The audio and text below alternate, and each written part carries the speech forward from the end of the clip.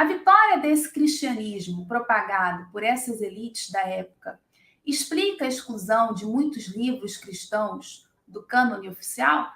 Sem dúvida alguma, Evandro. Não tenha dúvida.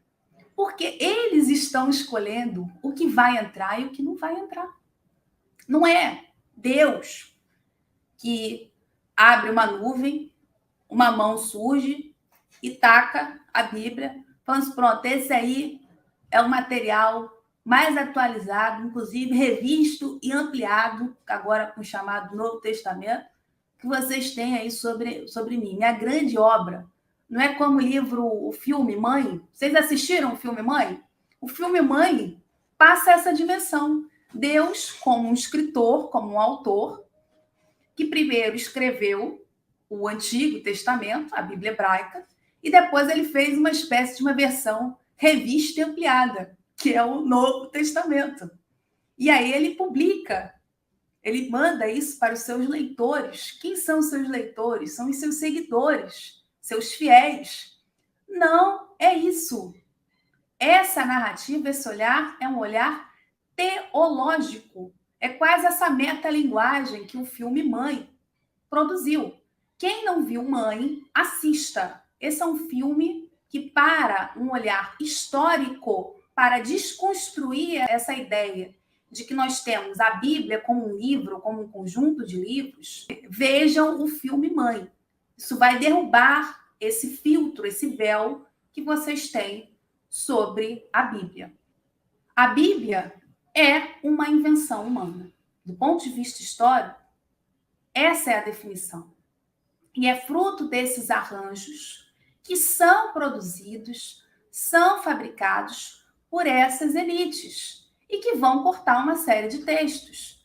Textos que não dialogam com as suas projeções sobre Jesus, que não dialogam com as suas projeções sobre esse ambiente dos textos da Bíblia hebraica, na verdade, a Septuaginta, porque esse pessoal está lendo o material da Septuaginta. É por isso também que houve o conflito entre Agostinho e Jerônimo sobre a Vulgata. Por que produzir um material em latim que pega a versão hebraica? Quem não conferiu, tem um vídeo aqui no canal, uma entrevista, tá? Que também com o professor Marcos, da Federal de Mato Grosso, que fala sobre a tradução de Jerônimo. Por que Jerônimo teve uma indisposição, uma diferença com Agostinho, que Agostinho não concordava que Jerônimo fosse lá pegar o material hebraico e fazer uma tradução para o latim. Por que ele está incomodado com isso? Porque isso adultera a forma como essa autoproclamada ortodoxia cristã está se vendo. Ela está escolhendo que textos precisam reforçar a sua autoridade. Um outro exemplo, Evandro, muito bom, é quando a gente pega Tertuliano. Tertuliano, em finais do século II, início do século III, escreve um texto chamado Sobre o Batismo. Quem é Tertuliano? Vou deixar para vocês fazerem essa pesquisa, mas já adianto, também não é iletrado, porque ele escreveu. 2, também não era um pobretão. Então, é uma elite intelectual, econômica, escreve sobre o batismo. E ele vai definir, ele já cita lá, que textos dessa Septuaginta, que textos que vão compor esse cânone cristão, muito pautado em Paulo. Então, para Tertuliano é chave Paulo. Esses autores todos se agarram em Paulo. Por que Paulo se tornou esse grande autor, esse grande herói, que a tal ponto da gente achá-lo que ele é um inventor do cristianismo? É Paulo que faz isso? Ou é essa elite? É essa autoproclamada ortodoxia cristã? Pergunto a vocês, devolvo a pergunta. Pensem sobre isso. Por que Tertuliano só cita Paulo? Paulo pediu para Tertuliano citá-lo? Se ele já não era nem mais vivo? Para Tertuliano é estratégico citar Paulo, porque Paulo faz essa brecha via o batismo. Veja, ele não escolhe, ele não dá uma obra, sei lá, a ceia. Ele não está pegando qualquer outro ritual, um canto a Jesus, não. É o batismo, sobre o batismo, é o nome da obra. E sobre o batismo, ele vai explicar o que é o ritual de batismo. Ele vai dizer quem deve operacionar esse batismo. Diz ainda quem são os seguidores de Jesus, os apóstolos, que só poderiam ser 12 homens. E aí, ele exclui com isso também todos os movimentos cristãos mais horizontais, todos os movimentos cristãos que têm liderança feminina e já coloca como falsificação, cunha a expressão falsificação para textos que não dialoguem com a sua visão de cristianismo. Entre eles, um texto muito interessante, Atos de Paulo e Tecla. Por quê?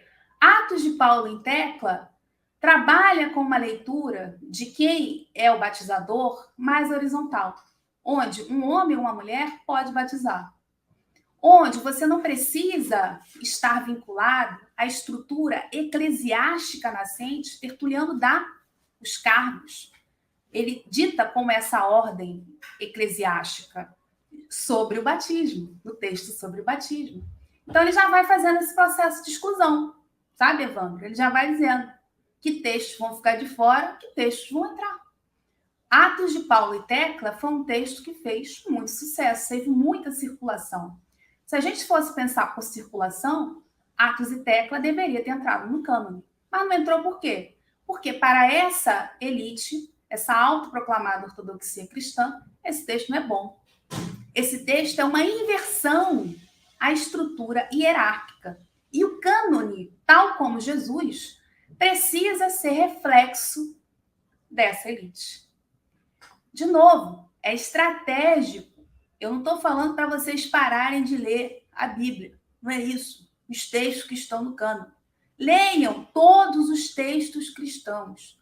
Sobretudo, dessa autoproclamada ortodoxia cristã. Mas, Juliana, onde eu vou encontrar esse português? Já tem muita coisa traduzida. Já tem muita gente que pesquisou sobre esse tema. A minha preocupação também, junto com o José Petrúcio, de reunir alguns desses intelectuais, não são todos, nós temos muito mais intelectuais. A gente já tem até conversado sobre fazer um segundo volume. É apresentar de forma sistematizada ao público em geral as pesquisas sobre esses autores, começando pelo básico, dizer quem eles são, qual a origem social desses autores, que, repito, não é o desdentado, tal como botou o Pasolini no seu filme Evangelho segundo São Mateus. Tá? Já adianto isso daí.